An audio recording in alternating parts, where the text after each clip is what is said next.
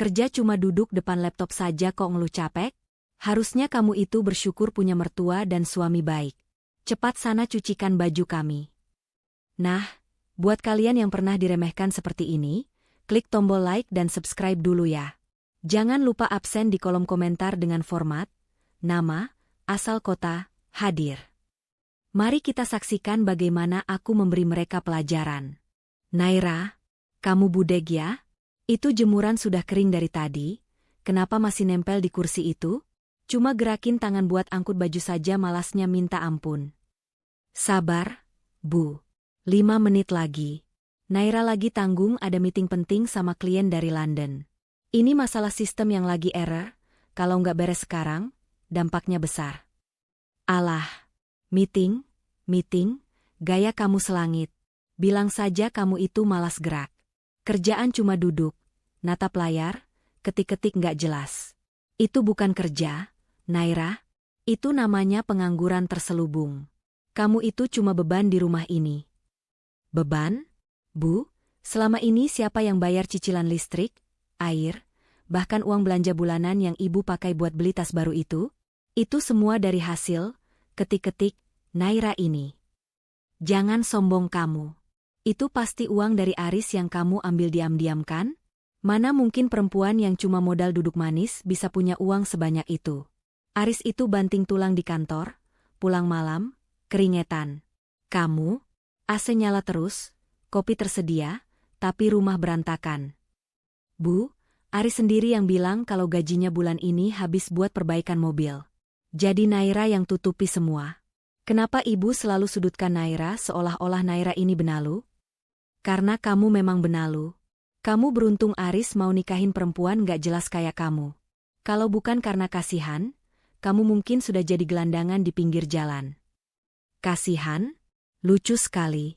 Seharusnya ibu tanya sama anak kesayangan ibu itu, siapa yang sebenarnya butuh dikasihani. Jaga bicara kamu, Naira. Berani kamu merendahkan anak saya? Aris itu manajer. Dia punya harga diri, gak kayak kamu yang gak punya kantor tetap. Oh, jadi bagi ibu, harga diri itu ditentukan dari punya gedung kantor atau enggak? Menarik. Sudah, jangan banyak alasan. Cepat bangun, cucikan baju-baju kotor di belakang. Jangan sampai Aris pulang dan lihat istrinya masih mematung depan laptop. Kamu itu istri, tugasmu melayani, bukan jadi bos di ruang tamu. Naira nggak bisa sekarang. Bu, ini benar-benar darurat. Server perusahaan bisa mati kalau Naira nggak selesaikan kodenya sekarang. Oh, berani melawan? Oke, lihat apa yang saya lakukan sama mainan kamu ini. Bu, jangan. Ibu mau apa? Ini kan yang bikin kamu malas? Ini yang bikin kamu jadi pembangkang? Rasakan ini. Bra, ibu. Kenapa ibu banting laptop Naira? Ibu tahu nggak itu aset perusahaan? Di dalamnya ada data-data penting yang nilainya miliaran rupiah. Miliaran? Halah, paling cuma gambar-gambar nggak jelas. Beli lagi sana di pasar loak. Sekarang, pergi ke belakang atau saya seret kamu keluar dari rumah ini. Cukup, Bu. Cukup. Ibu benar-benar nggak tahu apa yang sudah ibu hancurkan hari ini. Nggak usah akting nangis. Cepat kerjakan tugasmu. Naira, ada apa ini? Kok berantakan begini? Ibu, kenapa Naira nangis? Ini loh, Riz. Istrimu ini makin ngelunjak. Disuruh bantu dikit saja alasannya 1001. Pakai bawa-bawa istilah meeting London segala. Ibu kasih pelajaran sedikit supaya dia sadar diri. Naira, kamu lagi? Kan aku sudah bilang, turuti saja apa kata ibu. Jangan bikin darah tingginya kambuh. Cuma nyuci baju apa susahnya sih? Aku ini capek pulang kerja mau istirahat, bukan mau dengar keributan. Kamu capek, Riz? Kamu pikir aku di sini cuma main-main?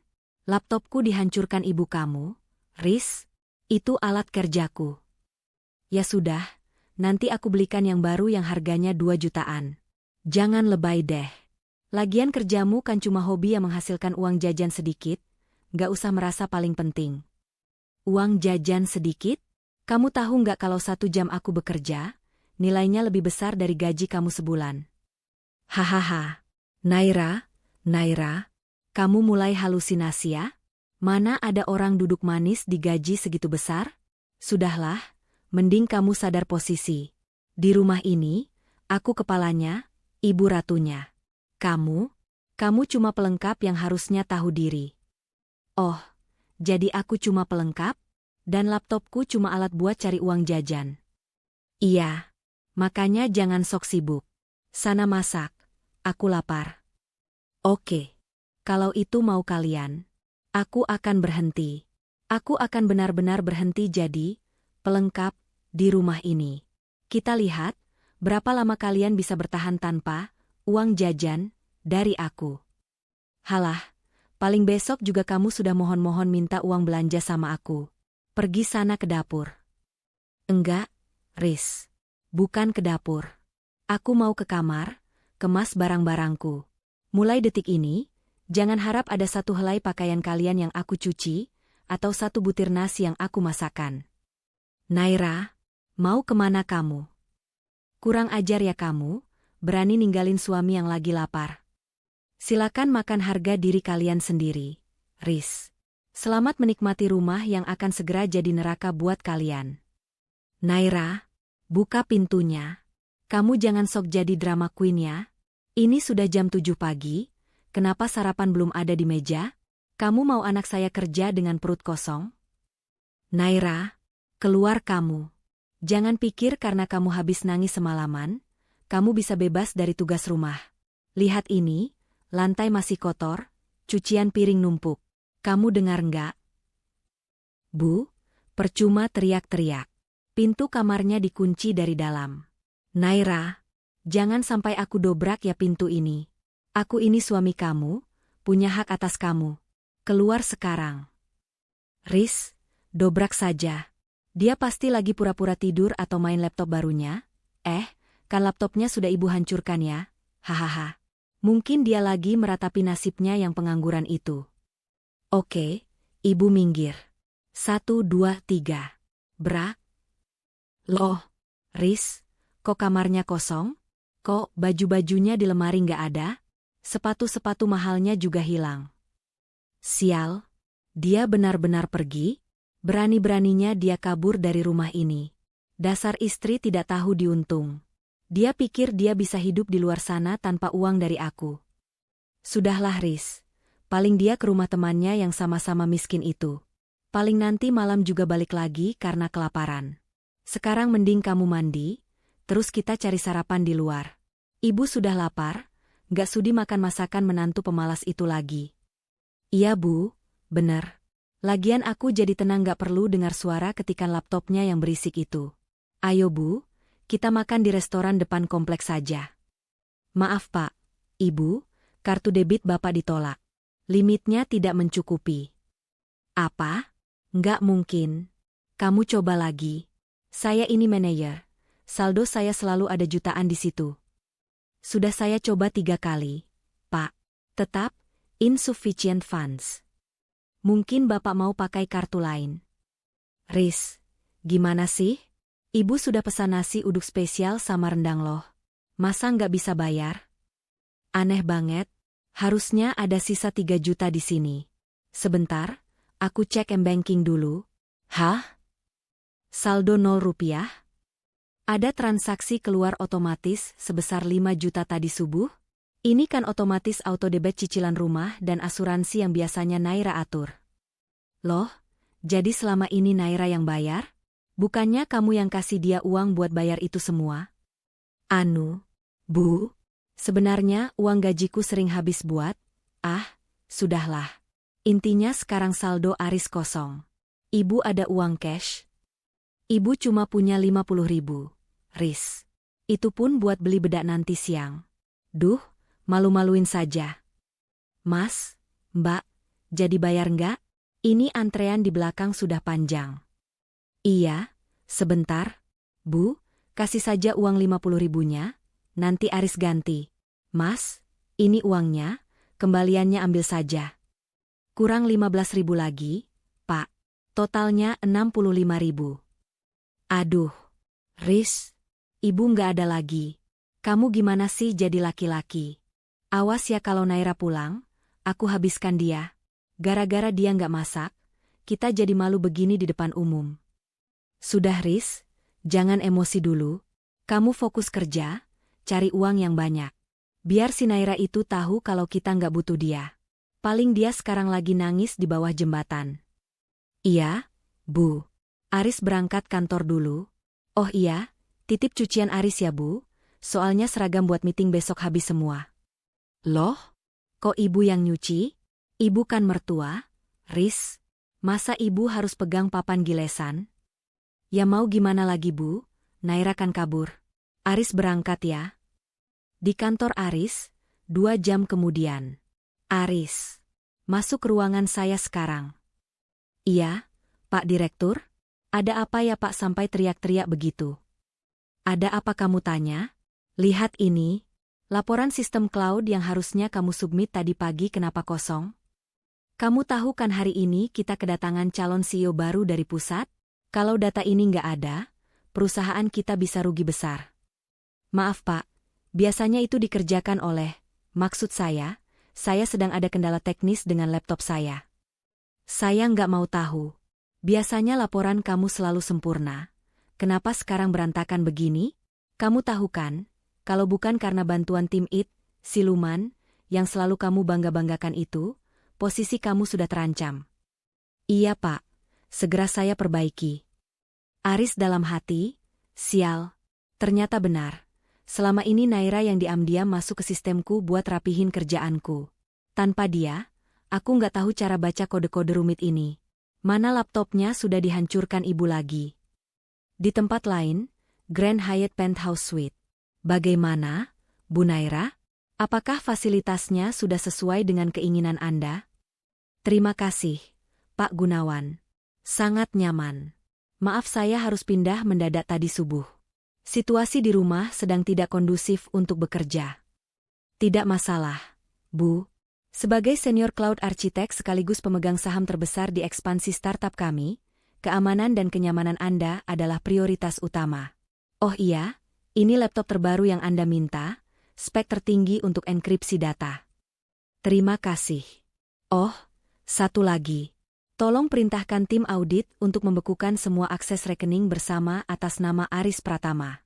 Dan, tolong cari tahu detail cicilan mobil Mercedes, atas nama rekan kerjanya yang bernama Siska. Baik, Bu Naira. Apakah Anda ingin kami segera melayangkan gugatan? Jangan dulu. Biarkan mereka menikmati kebebasan tanpa uang saya selama beberapa hari. Saya ingin melihat seberapa kuat harga diri mereka saat perut mereka mulai melilit kelaparan. Naira menyesap kopi mahalnya sambil menatap layar laptop baru. Matanya yang jernih kini memancarkan aura dingin dan berkuasa. Di layar itu, muncul notifikasi dari kamera tersembunyi di rumah Aris. Dia melihat mertuanya sedang kebingungan menyalakan mesin cuci sampai airnya meluap ke seluruh lantai. Selamat menikmati kehancuran kalian, Ibu Ratna, Aris. Ini baru permulaan. Halo, Siska sayang, kamu di mana? Bisa jemput aku di depan kantor nggak? Mobilku mendadak nggak bisa di-starter. Katanya cicilan asuransinya bermasalah jadi sistem kuncinya terblokir otomatis. Aneh banget. Duh, Aris, aku lagi di salon nih, mau perawatan rutin. Masa kamu nggak ada uang buat naik taksi online sih? Lagian mobil Mercedes yang kamu kasih ke aku kan bensinnya juga lagi tiris. Kamu belum transfer uang jajan minggu ini loh. Siska, dengerin dulu. Saldo ATM-ku nol. Aku juga bingung kenapa bisa begini. Kayaknya Naira sengaja blokir semua akses rekening. Kamu ada simpanan nggak? Pinjam dulu 100.000 buat ongkos pulang. Apa? 100.000? Aris, jangan bercanda ya. Kamu kan manajer. Masa uang 100.000 saja nggak punya? Kalau kamu nggak punya uang, mending jangan telepon aku dulu deh. Aku nggak mau ya punya pacar kere. Klik. Halo? Siska? Siska. Sialan. Kenapa dimatikan? Aris menendang ban mobilnya dengan frustrasi. Peluh bercucuran di dahi, kemeja mahalnya mulai lecek karena ia terpaksa berjalan kaki menuju halte bus di bawah terik matahari. Dia yang biasanya dipuja sebagai eksekutif muda, kini harus berdesak-desakan dengan bau keringat penumpang lain. Sementara itu, di rumah, kekacauan sudah mencapai level maksimal. Ibu Ratna duduk lemas di lantai dapur yang banjir. Aduh, gimana sih cara pakai mesin cuci ini? Bukannya bersih, malah airnya keluar semua. Mana lapar banget lagi, di lemari es cuma ada telur sebutir. Naira benar-benar keterlaluan. Bisa-bisanya dia pergi nggak ninggalin stok makanan. Tok, tok, tok. Permisi, paket. Ibu Ratna langsung sumringah. Nah, ini pasti paket kosmetik yang aku pesan pakai sistem bayar di tempat. Aris pasti sudah taruh uangnya di laci. Dia bergegas membuka laci meja rias Aris, namun matanya membelalak. Kosong. Bahkan perhiasan emas yang biasanya tersimpan di sana hilang. Loh? Emas-emas ibu mana? Anting sama kalung yang ibu simpan di sini kok nggak ada? Ibu Ratna panik. Dia mengobrak-abrik seluruh kamar, tapi hasilnya nihil. Saat itulah dia melihat sebuah amplop coklat terselip di bawah bantal Aris. Dengan tangan gemetar, dia membukanya. Surat gadai, mobil Mercedes atas nama Siska. Aris, kamu gadaikan emas ibu buat belikan pelakor itu mobil? Tangisan histeris Ibu Ratna pecah. Di saat yang sama, kurir paket di depan pintu terus berteriak menagih pembayaran. Dunianya terasa runtuh. Menantu yang selama ini dia hina sebagai pengangguran adalah satu-satunya orang yang menjaga stabilitas keuangan rumah itu, sementara anak kesayangannya sendiri adalah parasit yang menggerogoti hartanya demi wanita lain. Di kantor pusat Global Tech Solutions, suasana sangat kontras. Naira melangkah masuk ruang konferensi utama dengan langkah tegas. Sepatu hak tingginya berbunyi ritmis di atas lantai marmer. Selamat pagi, semuanya. Seperti yang kalian tahu, hari ini kita akan meninjau performa cabang daerah. Saya melihat ada anomali besar di laporan teknis dari manajer operasional mereka, Aris Pratama. Seorang direktur senior mengangguk. Benar, Bu Naira. Laporan hari ini sangat kacau. Seolah-olah yang mengerjakannya bukan orang yang sama dengan bulan lalu. Naira tersenyum dingin sambil membuka laptopnya. Dia memproyeksikan layar ponsel Aris yang sudah ia retas ke layar besar di ruang rapat. Ini alasan laporannya kacau. Manajer kalian lebih sibuk mengurus transferan untuk selingkuhannya daripada mengurus server. Lihat log percakapan ini. Dia bahkan menggunakan fasilitas kantor untuk kepentingan pribadi. Seluruh ruangan berbisik kaget. Foto-foto Aris bersama Siska di hotel mewah, bukti transfer uang perusahaan yang digelapkan, hingga percakapan mereka yang merendahkan Naira terpampang nyata. Dan yang lebih menarik, lanjut Naira dengan suara tenang namun menekan, dia pikir saya tidak tahu bahwa setiap keberhasilan proyeknya selama 1 tahun terakhir adalah hasil kerja keras saya yang masuk ke sistemnya secara ilegal melalui jalur belakang. Dia mengambil kredit atas pekerjaan saya, sementara di rumah dia menghina saya sebagai beban. Ini pelanggaran berat, Bu Naira. Kita harus segera memproses pemecatannya secara tidak hormat dan melaporkannya ke pihak berwajib atas penggelapan dana. Lakukan, jawab Naira singkat. Tapi tunggu sampai besok pagi. Saya ingin dia merasakan 1 malam lagi, kebahagiaan, sebelum semuanya saya ambil kembali. Malam harinya, Aris pulang ke rumah dengan keadaan lusuh. Dia mendapati ibunya sedang duduk di ruang tamu yang gelap, karena lampu depan mati ternyata listrik tokennya habis. Ibu, kok gelap-gelapan? Aris, kamu keterlaluan. Mana emas-emas ibu? Kamu tega gadaikan harta satu-satunya ibu cuma buat perempuan gatal itu? Ibu tahu dari mana? Duh, Bu, nanti Aris ganti. Siska itu lagi butuh mobil buat transport kerjanya. Ganti pakai apa? Makan saja kita susah.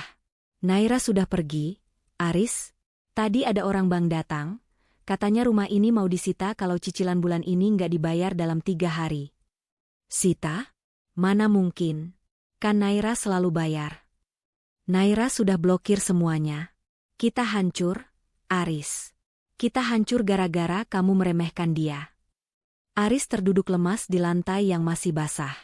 Perutnya keroncongan, badannya pegal, dan kini dia dihantui ancaman kehilangan tempat tinggal. Di saat itulah, ponselnya bergetar. Sebuah pesan dari nomor tak dikenal masuk.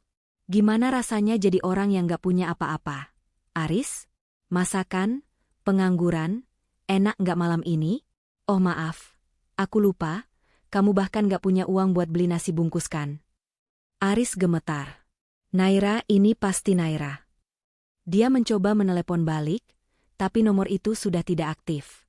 Di layar laptop barunya, Naira menyaksikan melalui kamera CCTV rumah itu betapa menyedihkannya suami dan mertuanya. Dia tidak merasa iba sedikitpun. Baru 1 hari tanpa pelayan gratis kalian saja sudah hancur. Besok, aku pastikan kalian tidak punya atap lagi untuk berteduh. Malam itu menjadi malam terpanjang bagi Aris dan Ibu Ratna. Tanpa listrik, tanpa makanan, dan tanpa AC, rumah yang biasanya nyaman itu terasa seperti penjara bawah tanah yang pengap. Aris mencoba memejamkan mata, namun perutnya yang melilit karena hanya diganjal air keran membuatnya terus terjaga. Riz, ibu lapar sekali. Apa tidak bisa kamu telepon Naira? Minta maaf saja dulu, yang penting dia pulang dan bawa uang, rintik Ibu Ratna dari kegelapan ruang tamu. Sudah Aris coba ratusan kali, Bu, nomornya mati, semua akun media sosialnya memblokir aku. Dia benar-benar berniat mematikan kita, bentak Aris frustrasi. Harga dirinya sebagai laki-laki dan manajer hancur berkeping-keping, hanya dalam waktu 24 jam. Esok paginya, dengan sisa tenaga yang ada, Aris memaksakan diri pergi ke kantor. Dia berharap bisa meminjam uang kasbon untuk sekadar membeli nasi dan membayar token listrik. Namun, saat ia melangkah masuk ke lobi kantor, suasana terasa berbeda.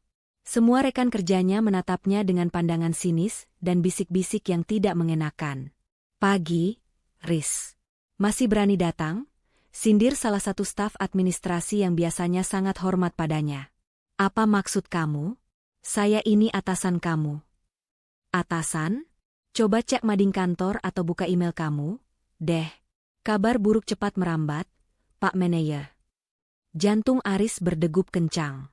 Ia berlari menuju ruangannya, namun langkahnya terhenti di depan pintu. Di sana, 2 orang petugas keamanan sudah berdiri menjaga. Di kursi kebesarannya, duduk seorang wanita yang sangat ia kenal, namun dengan penampilan yang jauh berbeda. Naira. Dia tidak lagi memakai daster atau kaos rumahan yang kusam. Naira mengenakan blazer hitam elegan dengan potongan mahal, rambutnya tertata rapi, dan di pergelangan tangannya melingkar jam tangan mewah yang harganya setara dengan gaji Aris selama 2 tahun. Naira? Apa-apaan ini? Kenapa kamu ada di ruanganku? Dan siapa yang kasih kamu baju mahal itu? Kamu mencuri uang tabunganku ya? Teriak Aris sambil mencoba merangsek masuk. Naira hanya menyesap kopinya dengan tenang, lalu menatap Aris dengan tatapan dingin yang belum pernah Aris lihat sebelumnya. Tabunganmu? Tabungan yang isinya 0 rupiah, karena kamu pakai buat foya-foya sama Siska itu? Jangan melawak, Aris. Kurang ajar. Keluar kamu dari sini sebelum aku panggil polisi. Polisi? Silakan. Naira menyandarkan punggungnya ke kursi. Sekalian saja mereka bawa borgol untuk kamu. Pak Gunawan, silakan bacakan keputusannya. Seorang pria parubaya yang merupakan direktur utama perusahaan itu keluar dari balik sekat ruangan. Wajahnya merah pada menahan amarah. Aris Pratama, mulai detik ini kamu dipecat secara tidak hormat.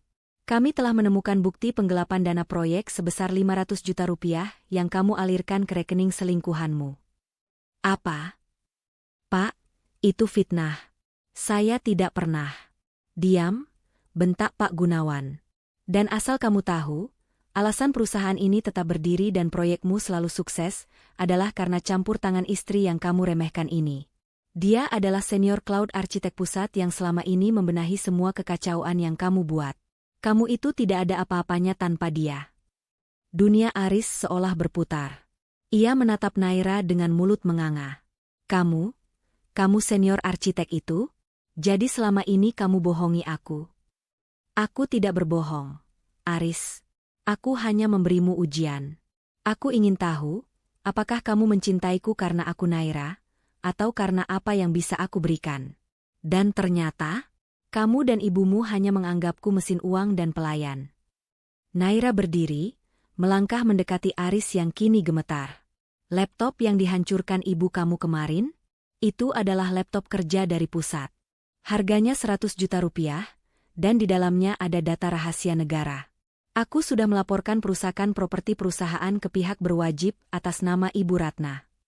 Naira, tolong jangan begini. Aku hilaf, aku minta maaf.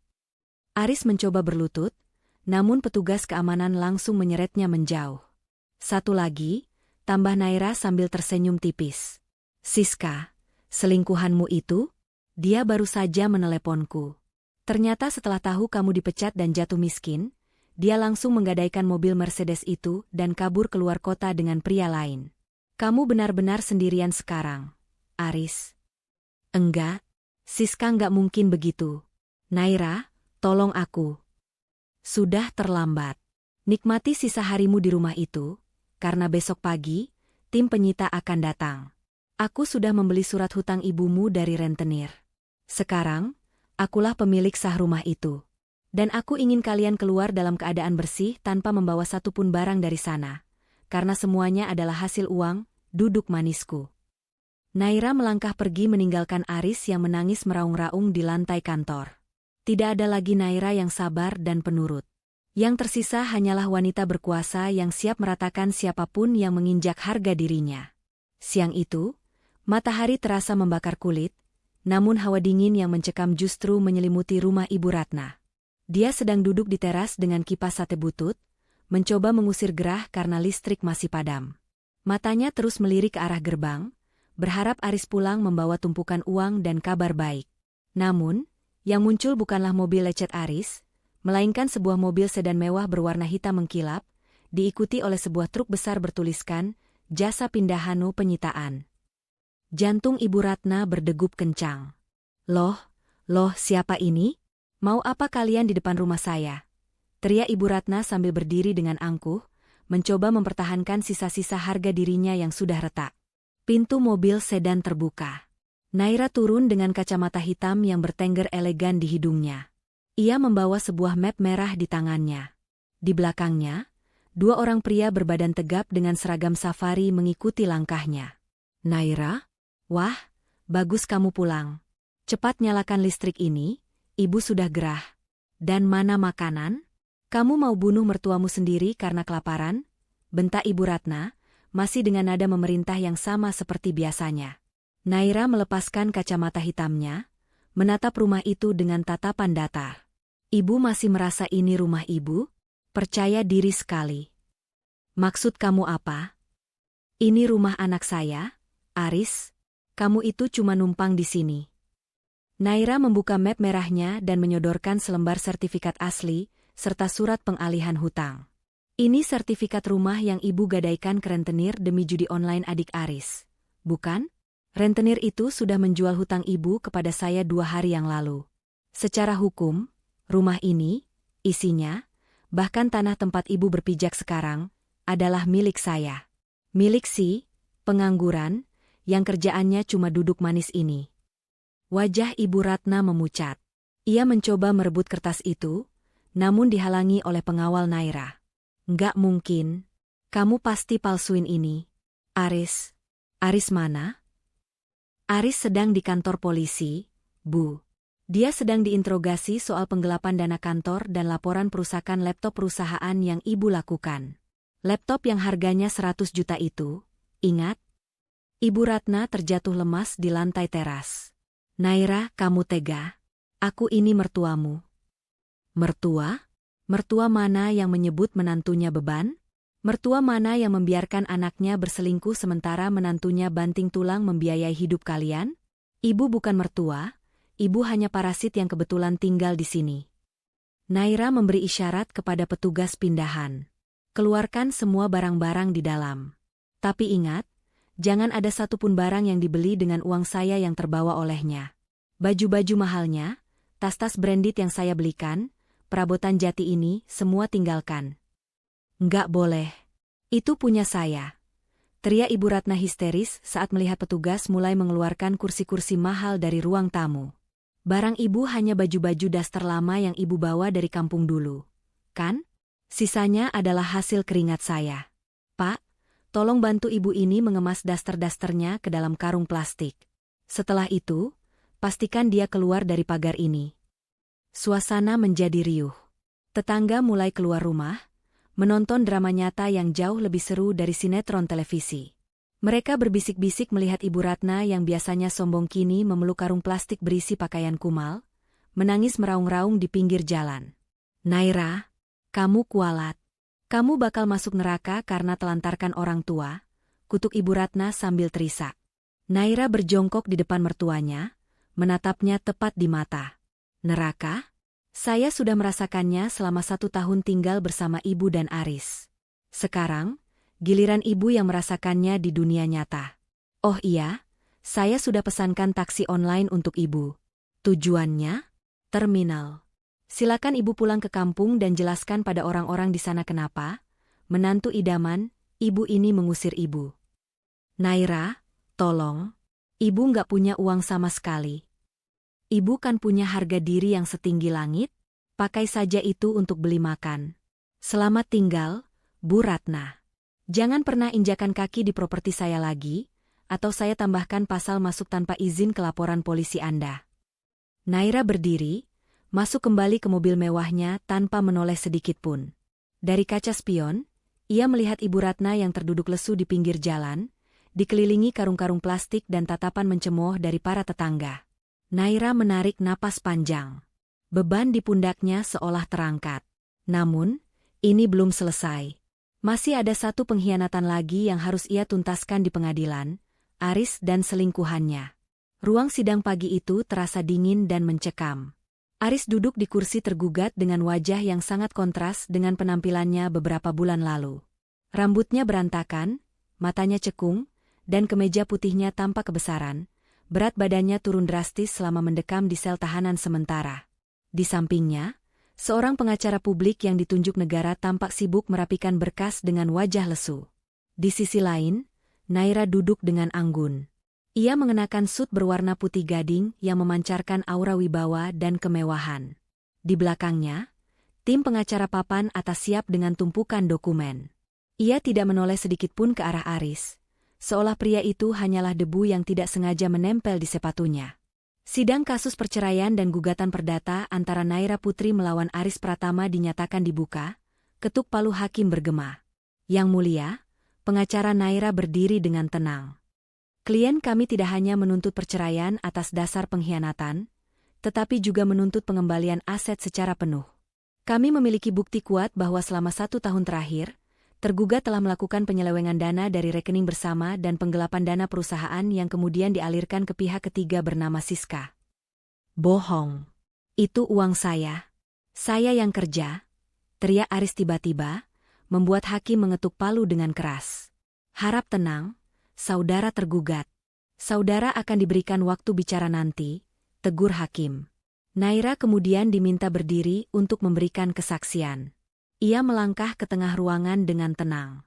"Yang mulia, selama setahun ini saya bekerja sebagai senior cloud architect di sebuah perusahaan multinasional secara remote. Gaji saya per bulan mencapai ratusan juta rupiah. Semua uang itu saya masukkan ke rekening yang bisa diakses oleh suami saya karena saya mempercayainya. Namun, dia justru menggunakan uang itu untuk membiayai hidup mewah selingkuhannya, termasuk membeli sebuah mobil Mercedes-Benz." "Naira, kamu fitnah. Kamu cuma duduk manis di rumah. Kamu nggak punya bukti," seru Aris lagi, suaranya parau karena frustrasi. Naira tersenyum tipis, sebuah senyum yang membuat bulu kuduk Aris berdiri. "Bukti? Silakan lihat layar monitor, Yang mulia."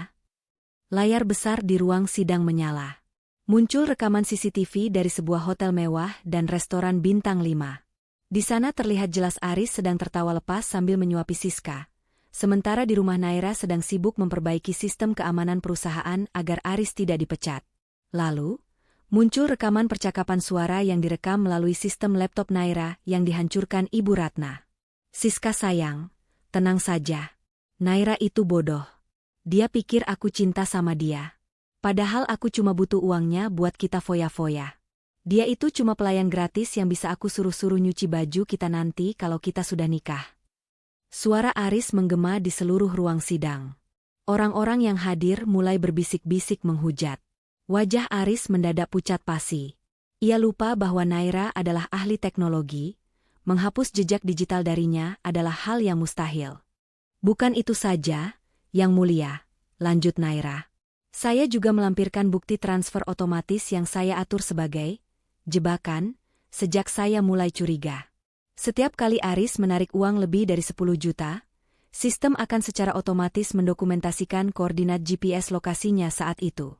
Dan tebak, 90% lokasinya berada di butik mewah dan apartemen milik Siska.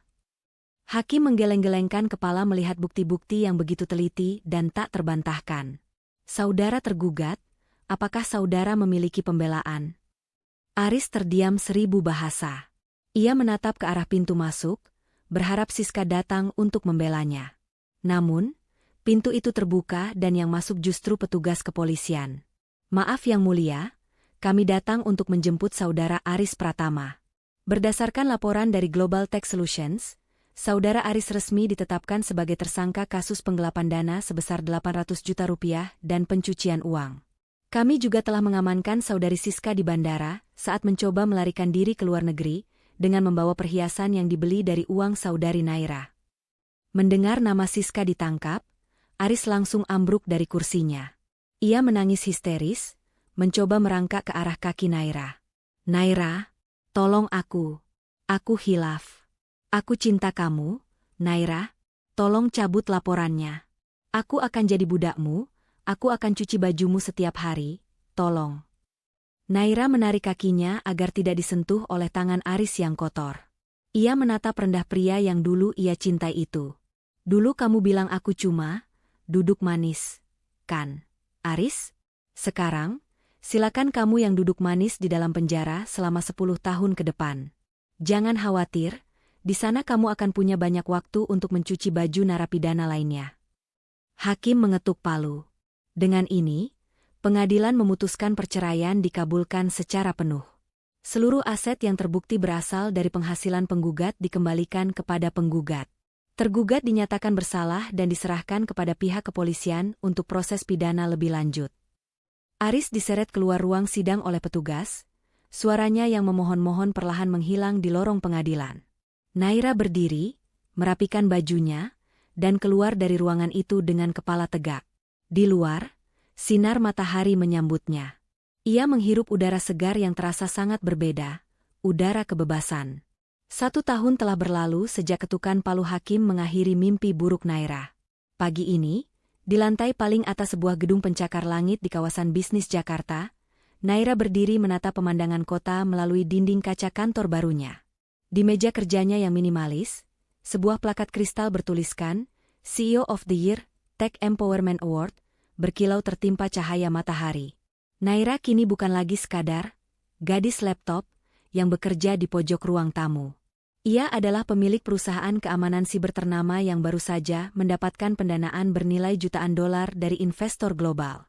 Di usia 23 tahun, Naira telah membuktikan bahwa kecerdasan yang dibungkus dengan kelas dan kesabaran adalah kekuatan yang tak terhentikan.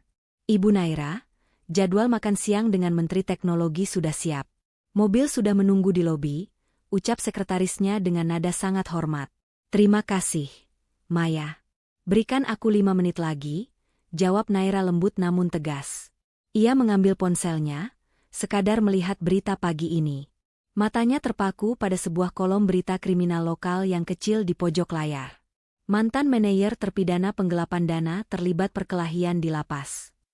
Di sana ada foto buram seorang pria dengan kepala plontos dan baju tahanan berwarna oranye. Aris. Aris yang dulu sombong, kini terlihat kurus kering dan tua sebelum waktunya. Kabar yang Naira dengar, Siska, selingkuhannya, telah mengkhianati Aris di pengadilan dengan melemparkan semua kesalahan padanya agar hukumannya lebih ringan. Kini, Aris harus mendekam di penjara tanpa ada satupun orang yang menjenguknya. Harta habis, karir hancur, dan nama baiknya sudah menjadi sampah. Naira menutup layar ponselnya tanpa rasa iba sedikitpun. Baginya, itu hanyalah konsekuensi dari hukum tabur tuai. Sementara itu, di sebuah desa terpencil yang gersang, seorang wanita tua dengan pakaian lusuh dan tangan yang pecah-pecah sedang duduk di depan sebuah gubuk bambu. Itu adalah Ibu Ratna. Setelah diusir oleh Naira, ia pulang ke kampung dengan menanggung malu yang luar biasa. Semua orang di desa tahu bahwa ia diusir karena kelakuannya yang jahat pada menantunya sendiri. Ratna, itu cucian piring di hajatan Pak Kades belum selesai. Malas sekali kamu, cuma duduk-duduk saja. Teriak seorang warga yang mempekerjakannya sebagai buruh cuci piring harian. Iya, Bu sebentar, punggung saya sakit sekali, jawab Ibu Ratna sambil meringis. Ibu Ratna yang dulu menghina Naira karena kerja cuma duduk, kini harus merasakan pahitnya bekerja fisik hingga tulang-tulangnya terasa mau patah hanya untuk sesuap nasi. Tidak ada lagi AC, tidak ada lagi tas mewah, dan tidak ada lagi menantu baik hati yang diam-diam membayar semua tagihannya. Ia kini benar-benar menjadi apa yang dulu sering ia tuduhkan pada Naira, seorang yang terbuang dan tak berdaya. Sore harinya, Naira mengarahkan mobil sport putihnya menuju sebuah komplek perumahan elit. Ia berhenti di depan rumah yang dulu pernah ia tempati bersama Aris. Rumah itu kini sudah direnovasi total, jauh lebih megah dan elegan. Naira tidak tinggal di sana. Ia telah mengubah rumah itu menjadi panti asuhan dan tempat pelatihan coding gratis bagi anak-anak perempuan yang kurang mampu. Ia ingin menciptakan ribuan, Naira, baru yang mandiri secara finansial, sehingga tidak perlu bergantung atau diremehkan oleh siapapun. Saat ia turun dari mobil, anak-anak berlarian menyambutnya. Kak Naira datang. Kak Naira. Naira tersenyum tulus, senyum kebahagiaan yang nyata. Ia melihat mereka dan teringat dirinya sendiri yang dulu berjuang sendirian di balik layar laptop. Ingat ya anak-anak, jangan pernah biarkan orang lain mendikte nilai diri kalian. Meski kalian hanya duduk di depan komputer, kalian bisa menggenggam dunia, pesan Naira kepada mereka. Malam itu, Naira kembali ke apartemen penthouse-nya. Ia menyeduh teh melati, duduk di balkonnya yang tinggi, dan memandang kerlip lampu kota. Hidupnya kini tenang, tanpa drama, tanpa penghinaan, dan penuh dengan pencapaian yang membanggakan. Ia teringat kata-kata mantan mertuanya dulu, ngapain capek? Kerja cuma duduk. Naira menyesap tehnya dan bergumam pelan pada angin malam. Ya, ibu benar. Duduk manis di puncak kesuksesan memang rasanya sangat melegakan.